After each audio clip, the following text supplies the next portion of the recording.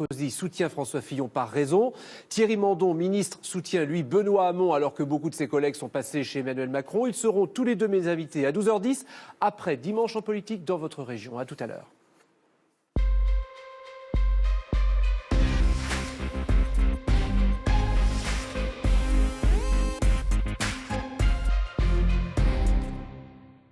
Bonjour à tous et bienvenue dans Dimanche en politique. Grand Est, plus que 3 petites semaines avant le premier tour de l'élection présidentielle, nous vous proposons donc un nouveau débat. Après les représentants régionaux des Républicains, du Parti Socialiste, de Lutte Ouvrière et de Debout la France la semaine dernière, 4 nouveaux invités sont avec nous aujourd'hui. Bonjour Géraldine. Bonjour Vincent, et nos 4 invités sont tous issus des différents territoires de notre région Grand Est. Nous accueillons sur ce plateau Bruno Studer, bonjour. Bonjour. Vous arrivez de Strasbourg, référent pour le Bas-Rhin du mouvement En Marche, donc soutien d'Emmanuel Macron. Vous n'avez pas de mandat électif actuellement. Non. Guillaume Lusca est également avec nous. Bonjour, Bonjour. Monsieur, vous représentez ici le Front National, vous êtes ardennais, conseiller municipal à Charleville-Mézières et conseiller régional Grand Est. Nous accueillons également Lionel Buriello, bonjour. Bonjour. Vous êtes, vous, référent Grand Est de la France Insoumise de Jean-Luc Mélenchon. Vous êtes mosellan et n'avez actuellement aucun mandat électoral. Et enfin, David Wenzel. Bonjour monsieur. Bonjour. Délégué lorrain de l'UPR, l'Union populaire républicaine de François Asselineau. Vous étiez tête de liste de votre parti lors des dernières élections régionales. Vous vivez à Saint-Dié dans les Vosges et vous n'avez pas de mandat électif. Non. Avec vous, messieurs, nous reviendrons aujourd'hui sur l'actualité de la campagne, bien sûr, puis vous débattrez sur la place de la France dans l'Europe, à l'heure où le Royaume-Uni vient d'officialiser son Brexit. Quel sens cela aurait-il pour la France de sortir de l'Union européenne ? À quelles conditions ? Comment protéger nos intérêts ? Mais pour affiner les présentations, il se trouve que vous êtes 2 nouveaux arrivés en politique. Bruno Studer, soutien d'Emmanuel Macron. Vous êtes alors un ancien militant UDI qui a fini par prendre ses distances, et puis vous avez été rattrapé par la politique ? Oui, on peut dire ça. On peut dire que c'est l'effet Macron, puisque la métaphore médicale a longtemps été filée par Emmanuel Macron. Il y a un effet qui fait qu'à un moment donné, après un engagement, j'avais décidé d'arrêter. Puis avril 2016, c'est reparti. D'abord avec la Grande Marche, l'opération de terrain. Vous y avez participé ? Oui, j'ai coordonné la Grande Marche à Strasbourg avec quelques dizaines de marcheurs à l'époque. Puis ensuite, on a eu la chance de voir Emmanuel Macron venir à Strasbourg pour lancer son diagnostic sur la France. Ça a permis de donner une bonne impulsion à la campagne. Et aujourd'hui, ça se vérifie par le dynamisme de celle-ci sur le territoire du Bas-Rhin et partout dans le Grand Est. Lionel Buriello, vous aussi, vous êtes un nouveau venu en politique. Vous êtes représentant syndical CGT à Florange et vous avez lutté à l'époque contre la fermeture des hauts fourneaux. Désormais, vous êtes engagé auprès de Jean-Luc Mélenchon. Pourquoi passer de l'action syndicale à l'action politique ? Parce que pour vous faire une confidence, j'ai erré politiquement pendant un certain nombre d'années, mais j'ai fait le choix de m'engager politiquement par le fait que mon action militante en tant que syndicaliste ne se freine pas uniquement au portier de l'usine et d'établir en tous les cas un procédé, d'élargir cette action militante en dehors de mon usine.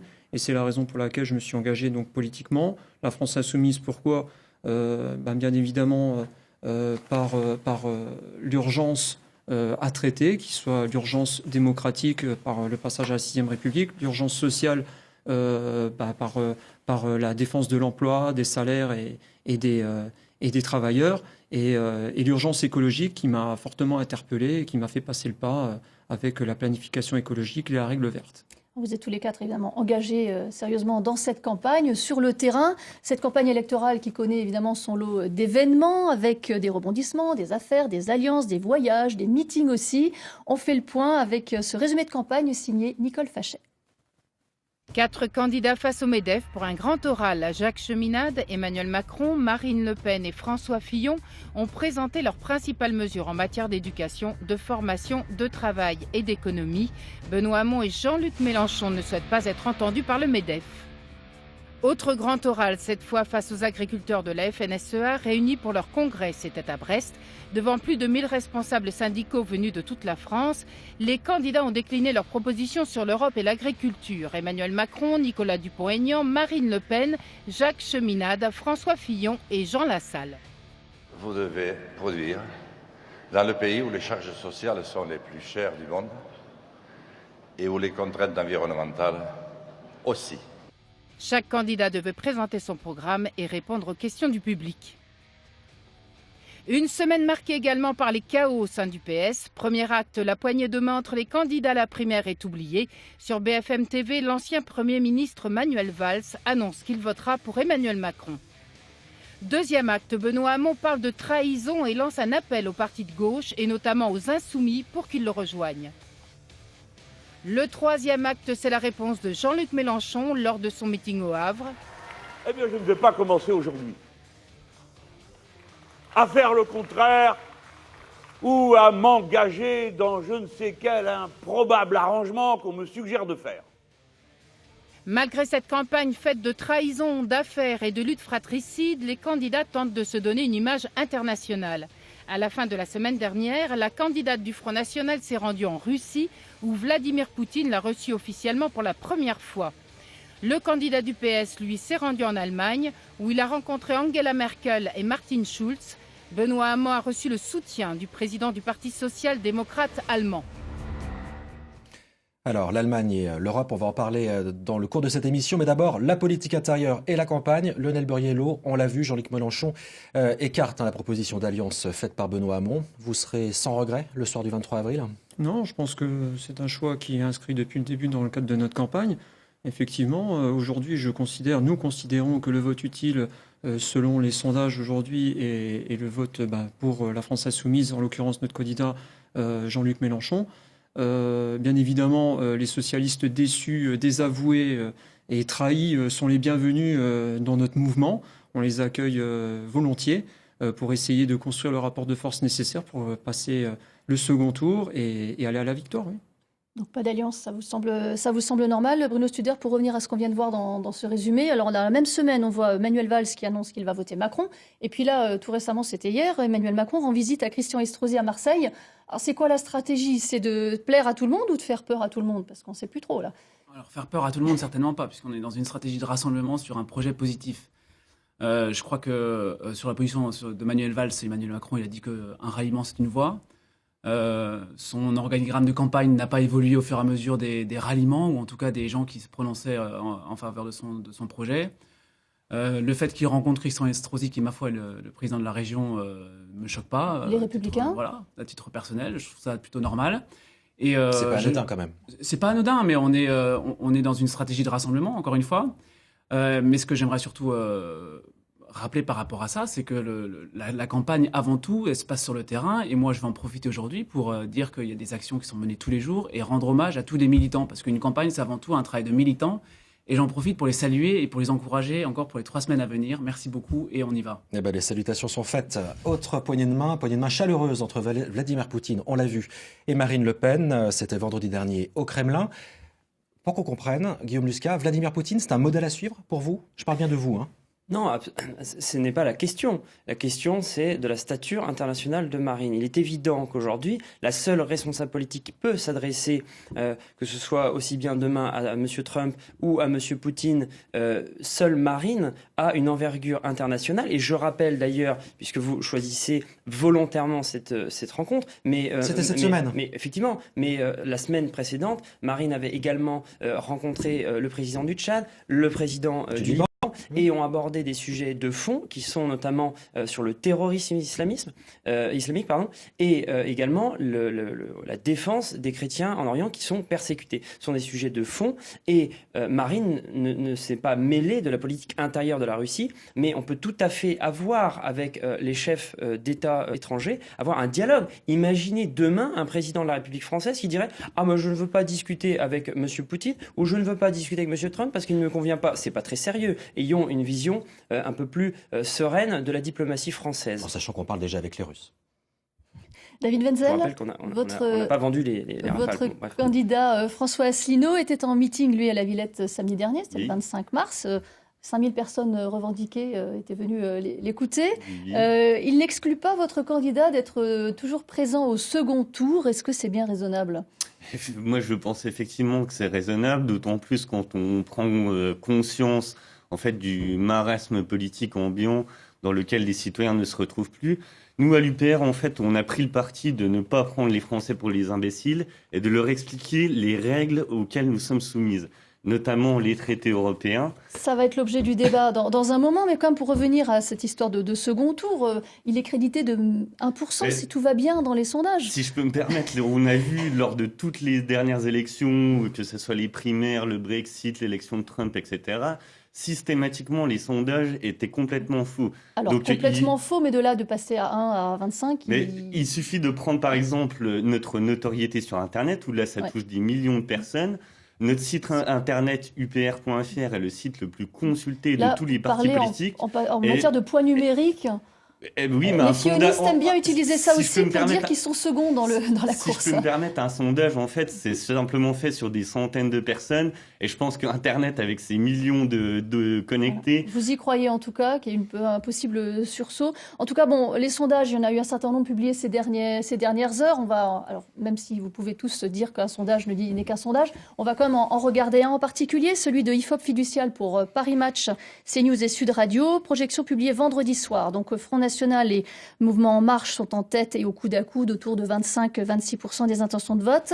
Le Parti Les Républicains est à 17,5, rejoint lentement mais sûrement par la France Insoumise, crédité ici de 15%. D'autres sondages donnent un écart beaucoup plus faible entre LR et la France Insoumise. Le PS ici est crédité de 10% des intentions de vote. Certains sondages le donnent même sous les 10%. Debout la France est à 4 et les autres candidats sont à 1 ou moins de 1, y compris donc le candidat de l'UPR. Bon, ce que annoncent aussi tous les sondages, c'est un second tour Le Pen-Macron. Ce n'est pas certain, mais c'est possible. On verra ce qui va se passer. Si ce second tour, si ce scénario se réalise, et la question est pour vous, quel est le choix qui va devoir être fait par les Français? Guillaume Muscat, et ensuite vous pourrez répondre. Écoutez, tout d'abord, pour revenir sur ce sondage, ce qui nous intéresse, nous, c'est la dynamique générale, où Marine a été annoncée quand même largement en tête. Et je pense même qu'il y aura des surprises, parce que il y a une sorte de volonté d'une partie des médias de mettre sans cesse en avant M. Macron, on le voit bien, et la proximité qui peut exister entre pouvoir politique... Marine Le Pen est au second tour, hein. Oui, mais alors, quel est le choix qui va se poser pour les Français, selon vous? En quelques mots. Je pense véritablement, pour faire simple, qu'il s'agit on est à la croisée des chemins, il s'agit d'un enjeu civilisationnel entre...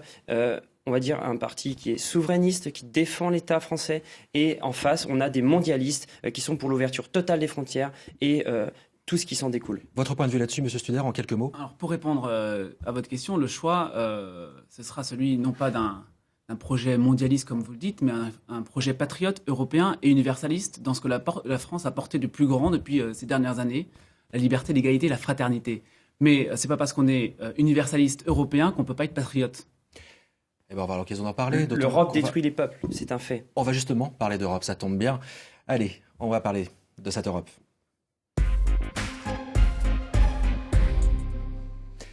Et oui, l'Europe, question importante, alors que mercredi, Theresa May, première ministre britannique, a officiellement lancé la procédure du Brexit, la sortie du pays de l'Union européenne. Ça vous fait rêver, Guillaume Muscat, ce qui se passe de l'autre côté de la Manche, là? Vous enviez les Britanniques? Écoutez, ce n'est pas un rêve, c'est une réalité. Le peuple britannique a décidé de sortir de l'Union européenne. Et j'ai l'impression que depuis plusieurs mois, ça choque nos adversaires, ça choque une certaine partie des experts qui se sont totalement trompés sur leur analyse, comme ça peut l'être dans d'autres, notamment dans l'élection de Trump. Et je constate que le peuple britannique a décidé de récupérer sa liberté. C'est une excellente nouvelle. Ce n'est pas un rêve, c'est une réalité. C'est probablement un exemple à suivre. Alors, je m'adresse directement à votre voisin. C'est qui le vrai candidat du Frexit? David Benzel, c'est vous ou c'est Non, c'est François Asselineau. Il n'y a que François Asselineau qui propose d'appliquer l'article 50 du traité sur l'Union européenne, qui engage le processus de sortie d'un pays.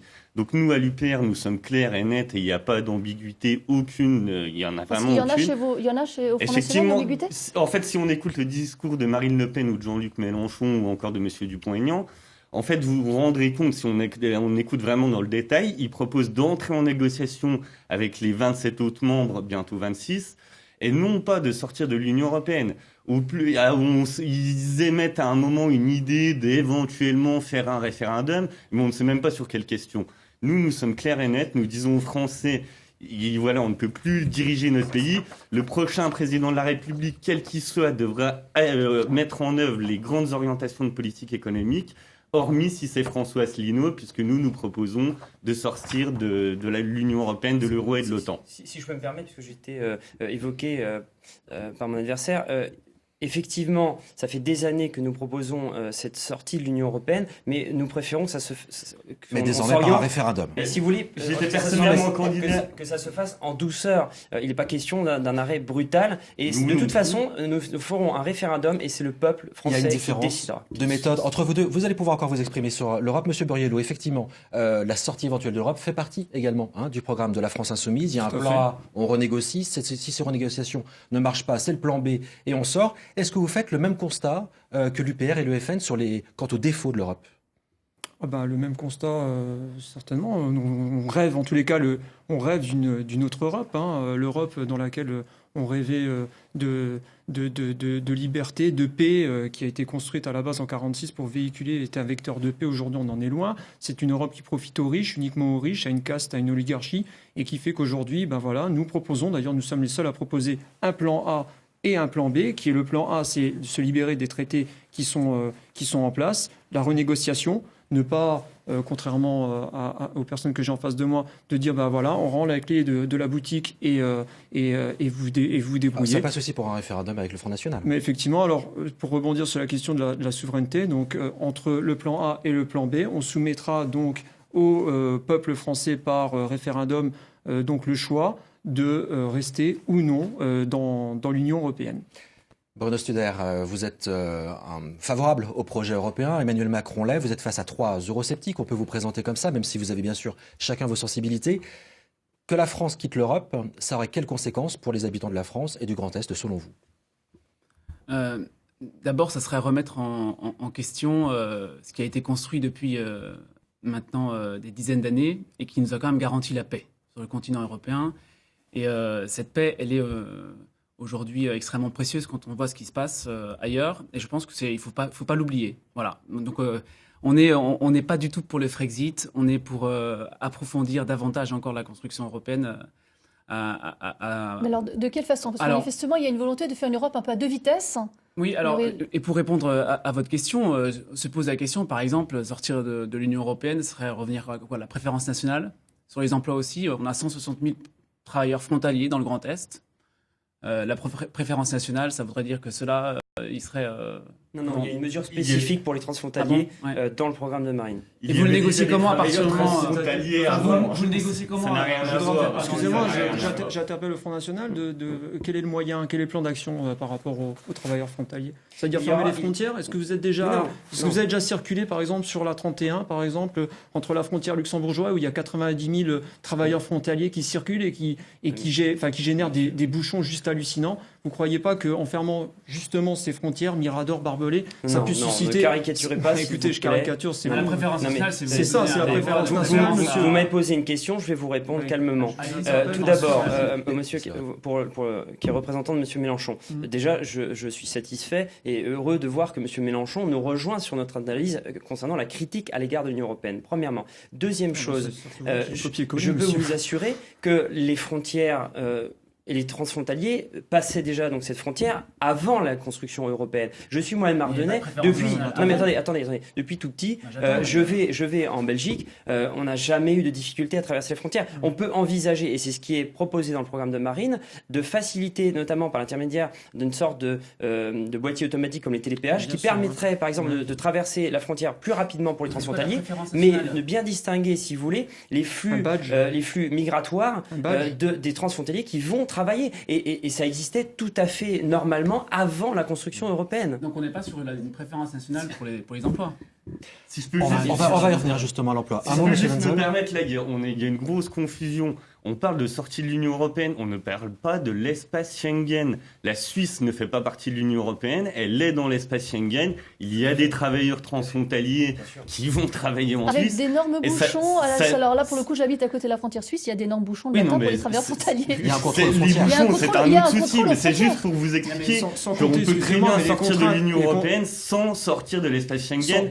Et c'est d'ailleurs ce que propose l'Union populaire républicaine. Sans compter les contraintes ferroviaires, notamment dans mon coin, si vous voulez, où parfois des problèmes de logistique, des problèmes de train engendrent d'autant plus des problèmes de bouchons.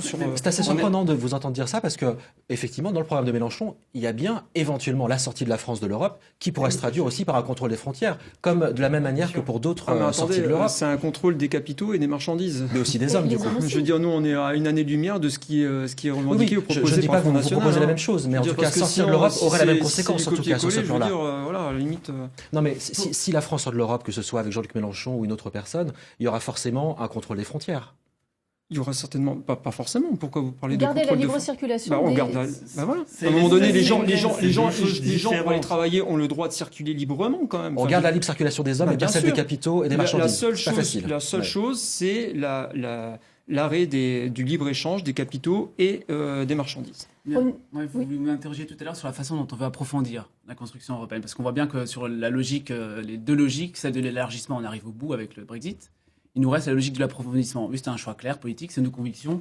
On veut aller plus loin. Approfondir comment ? Alors, les propositions d'Emmanuel Macron, elles sont très claires là-dessus. C'est par exemple doter la zone euro d'un gouvernement, voire d'un parlement.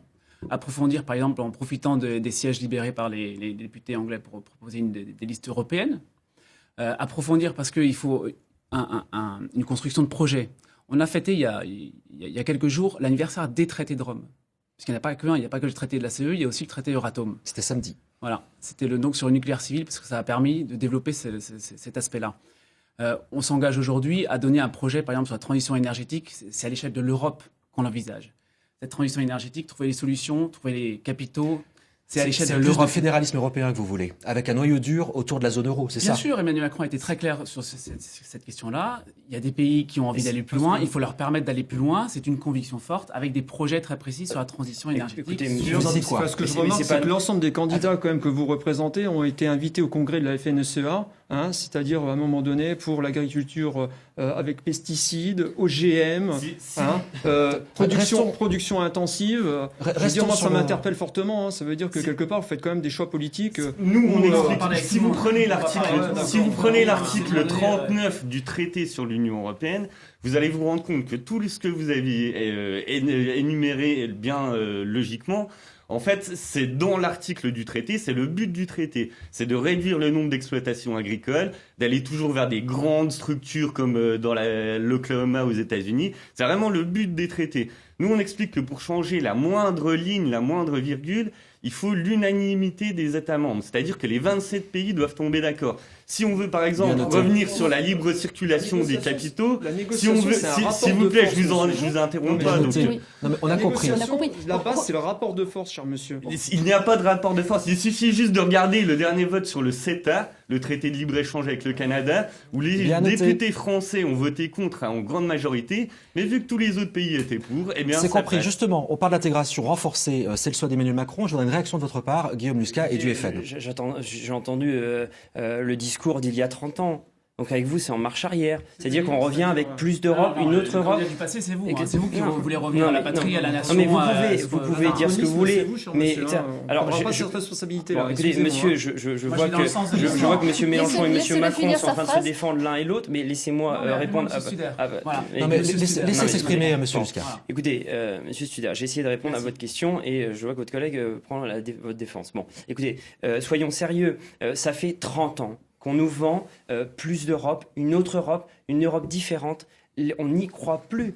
Vous avez trahi le peuple français en 2005 avec le référendum où les Français ont voté majoritairement contre et les gouvernements de droite et de gauche ont axé la politique encore pour plus d'Europe. Nous voulons revenir à un échelon qui nous semble le plus important, c'est à savoir l'État-nation pour protéger nos frontières. Et je vous rappelle que le Front National a voté contre le CETA, qui est le traité de libre-échange avec le Canada. Le TAFTA aussi. Nous nous sommes opposés. Votre Marine n'était pas présente lors du vote. Monsieur, alors il faudrait peut-être écoutez, soyons sérieux du Front National à ce sujet. Monsieur, je connais bien le sujet. Soyons sérieux. Je le connais très bien, monsieur, je vous rassure. Nous avions un groupe parlementaire qui a voté massivement contre. On a voté intégralement contre ces deux projets. Et je peux même vous dire que par rapport à certains de vos collègues, ils ne se sont pas autant opposés. Et ces traités vont détruire l'agriculture et l'économie française. française. C'est Parce un qu'on accord va- de libre-échange on va entre le Canada importer- et On va TAFTA importer avec les États-Unis. 25% de bœuf canadien qui sont beaucoup moins chers et qui vont plomber l'agriculture J'ai uniquement française. demandé Voilà. d'éclaircir Messieurs, votre position on à est ce sur un sujet. débat un peu technique, j'irai pour nos téléspectateurs aussi. Revenons à du concret dans la région. Lionel Burriello, moins d'Europe, qu'est-ce que ça peut apporter à nos emplois, à 80 000 emplois industriels perdus dans le Grand Est ces 10 dernières années? Qu'est-ce que ça aurait pu sauver si on avait été La fin du sur- libre-écréchange en sur matière de une capital, France- ce que vous Écoutez, réclamez. très clairement, alors de façon très locale, je vais parler de quelque chose que je connais bien, c'est-à-dire la production d'acier sur notre territoire. Hein. Donc effectivement, ce que propose le Front National, donc c'est une taxe à l'importation de 3%. Il faut savoir que par exemple sur Florange, 80% de notre acier produit va à l'étranger. Donc effectivement, si on fait une taxe à l'importation de 3%, à un moment donné, il va y avoir des représailles.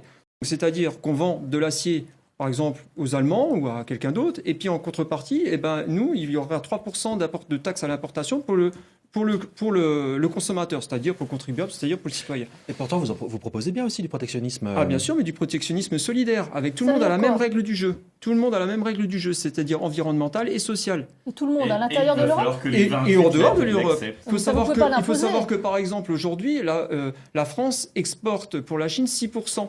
Ça représente 6% de ses exportations.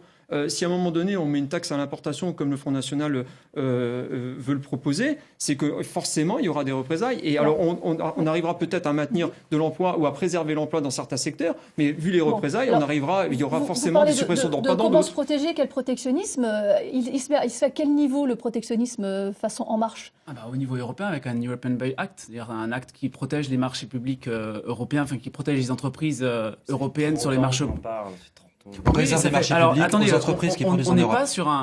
On n'est pas dans une position où on dit que tout va bien en Europe. On dit qu'il faut aller plus loin et que s'il faut aller plus loin avec moins de pays, on le fera. Il est évident que cette notion de protection de l'Europe, il faut qu'on la renforce, il faut qu'on la sensibilise, que ce soit en termes de protectionnisme à un certain niveau si nécessaire, à d'autres niveaux également. On n'est pas béat ou naïf à En Marche. On a des propositions très concrètes sur la protection que les citoyens européens ont le droit d'attendre. Par exemple, on propose, vous parliez des frontières tout à l'heure, on sait bien aujourd'hui que les frontières à surveiller, ce n'est pas les frontières de la France avec l'Allemagne, mais c'est les frontières de la Pologne avec la Biélorussie. Donc on propose de mettre 5000 hommes mobilisables sur l'Agence européenne de surveillance des frontières contre 1700 aujourd'hui. On propose d'approfondir notre coopération. Vous avez le droit de ne pas être d'accord. On propose un projet aux Français. Et après, les Français choisiront. Attendez, je ne vous ai pas interrompu. Et donc, on est aussi sur cette Europe de projet en disant qu'il va falloir qu'on se mette autour de la table et qu'on approfondisse notre coopération pour la sécurité intérieure et extérieure de l'Union européenne. On approche de la fin de l'émission. Guillaume Lusca vous répond. Je réponds simplement. Il faut que les Français le sachent. Nous donnons 22-23 milliards à l'Union européenne. Nous en recevons que 13. Donc, il y a là une perte considérable. PAC incluse. Donc, c'est-à-dire que les aides agricoles incluses dont on parlait tout à l'heure, c'est pour ça que Marine propose de revenir à la PAF, donc politique agricole française, puisque nous aurions de fait plus d'argent. Deuxième point, la protection se ferait sur certains secteurs où les Français ne produisent pas. Donc vous étiez un petit peu non, c'est-à-dire monsieur, le temps est court, donc j'essaye de faire simple. Il est même très très C'est de la politique, c'est de la politique marketing que vous faites. Je sais que vous avez quelques difficultés avec le débat démocratique, mais laissez-moi répondre. Et troisième point le débat se termine. Troisième point technique c'est fini, sur les fonds européens. Il se trouve que je fais partie du comité de suivi des fonds européens, que ce soit FSE, FEDER, FEADER, et je peux vous assurer que l'Europe nous impose des normes et nous impose des orientations qui ne correspondent pas et qui discordent avec les intérêts français. On a bien compris vos différences, vraiment, et on a bien compris votre position également, Monsieur Wenzel, rassurez-vous. Merci beaucoup, ça va très vite, c'est un débat, c'est passionné, et c'est très bien, ça s'appelle l'élection présidentielle qui passionne les Français. C'est donc la fin de cette émission, un grand merci, Géraldine. Pas de dimanche en politique, Grand Est la semaine prochaine pour cause de Paris-Roubaix, course de cyclistes, l'enfer du Nord, plus dur encore que la campagne présidentielle. Dans un instant, vos journaux d'information régionale en Lorraine, en Alsace et en Champagne-Ardenne. Et puis bien sûr, dimanche en politique nationale avec Nadine Morano face à Thierry Mandon, secrétaire d'État chargé de l'enseignement supérieur. Très bonne journée à vous, très bon dimanche en France 3. Et merci encore.